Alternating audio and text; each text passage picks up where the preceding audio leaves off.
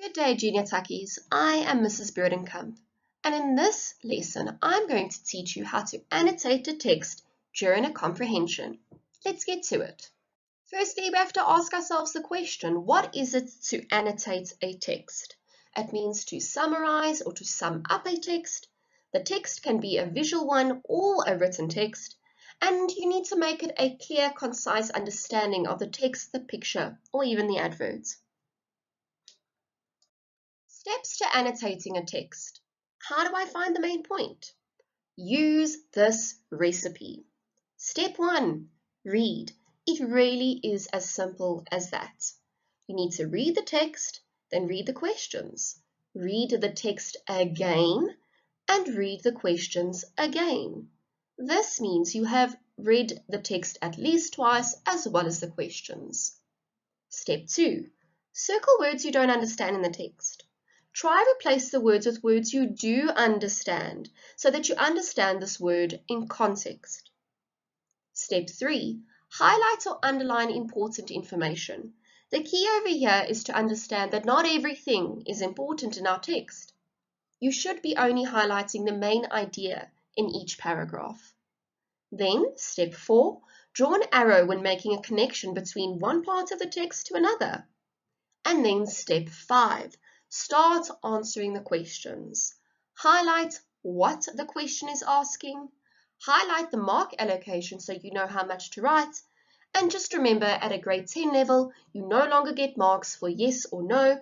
If it is a mark for a question for 2 marks, you need to provide 2 points. On the next slide, I will show you with an example. Let's look at an example from an extract from Netflix's David Attenborough's A Life on Our Planet is the most important documentary of the year. Attenborough is now 94, and throughout his long life he watched the natural world wither before his eyes. He seems tired of keeping quiet about it. The scale of the problem is so overwhelming, so gargantuan, that it can be difficult to absorb and to communicate through a single documentary. But by framing environmental destruction through Attenborough's eyes and unique career, A Life on Our Planet manages to humanize an issue that can often seem distant and somewhat abstract. As the film moves through the decades, marking each stage of Attenborough's career with the ever-declining state of the natural world, the percentage of remaining wildlife takes a dramatic plunge in the last 30 years as the cumulative damage begins to snowball. Thankfully, the documentary soon takes a more optimistic turn as major environmental victories are highlighted, and the film begins to focus not on a scorched apocalyptic future, but a world restored. Now remember, grade 10s, you need to read that at least twice. Let's have a look at questions over here. 1.1. Refer to paragraph 2. How is David Attenborough able to communicate the scale of such a problematic issue in a single documentary? For 2 marks. Then 1.2.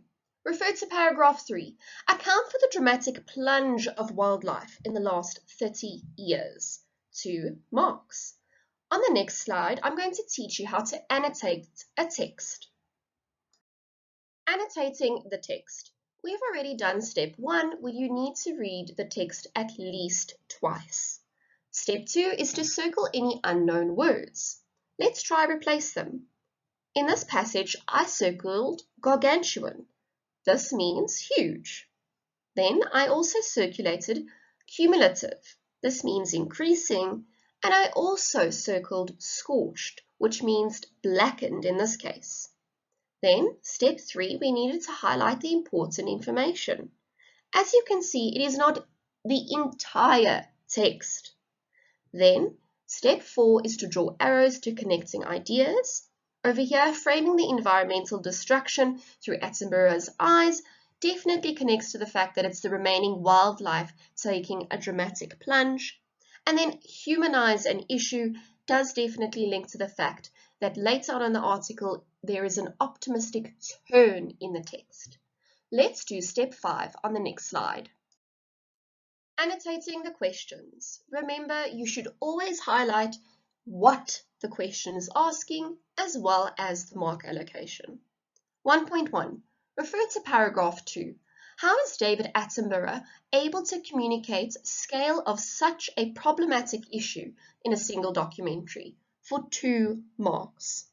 Over here, you can see that I've taken the example, or rather the answer, directly from the text. If you're framing it from an environmental destruction through Attenborough's eyes, it helps humanize an issue that can often seem distant and somewhat abstract. Remember, you should always put your answers in your own words. Then 1.2, refer to paragraph 3. Account for the dramatic plunge of wildlife in the last 30 years.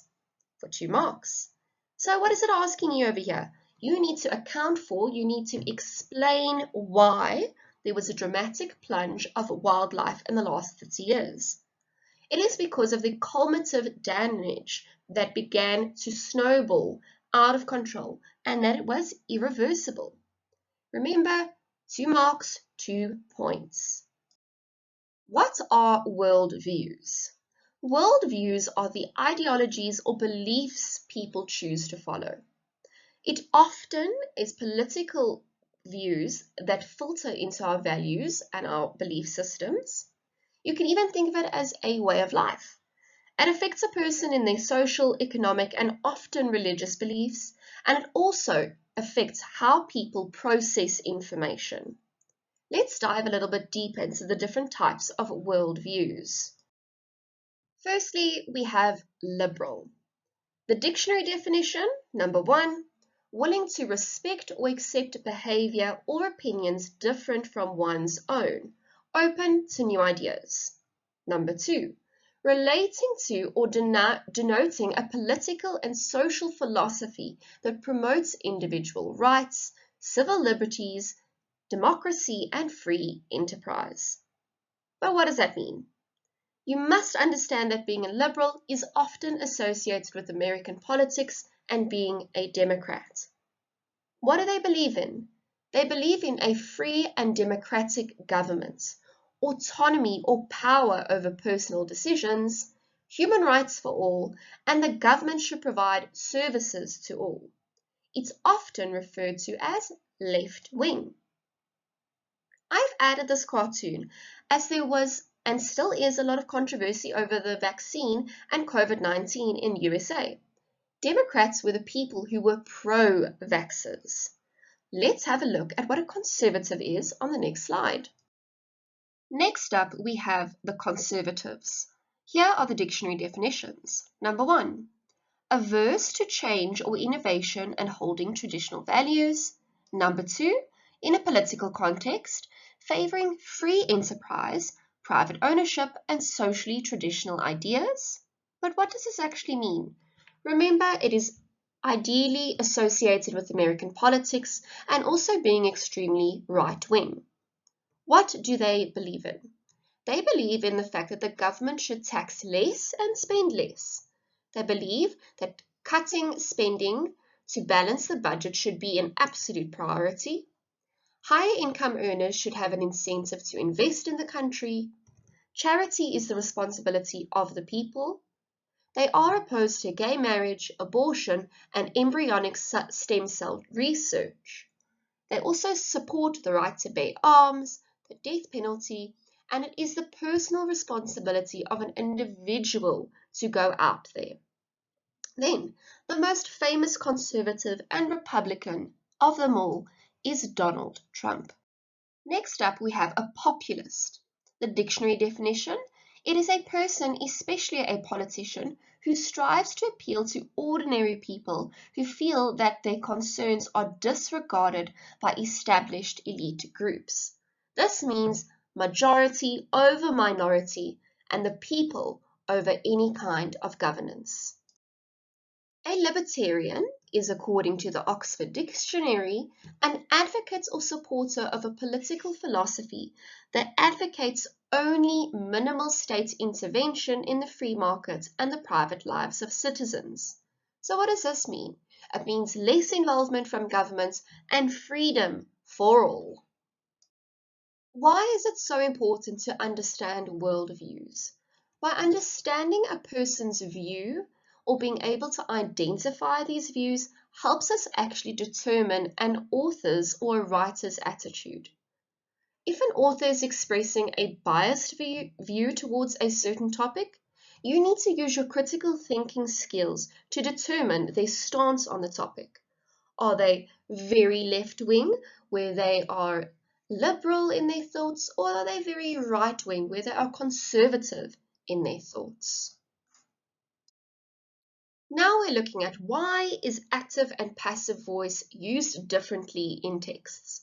The active voice, or when you should active voice, is when you know the definite subject.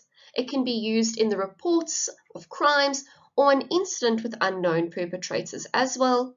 It's definitely used in a scientific context because we can determine a subject. And then also when you want to emphasize an action itself and the doer of the action is actually irrelevant or even distracting. This is how we often ask you to write your sentences, but it isn't incorrect to actually write in the passive voice if you do it correctly. Now, when do writers use the passive voice? Often when they avoid getting blamed, when they want to beat around the bush or not get to the point, kind of put smoke and mirrors around their words. And then it also makes the reader pay more attention to the something else that is in the argument or something else that is in the article. It's almost a way to sway a reader's opinion away from a specific topic.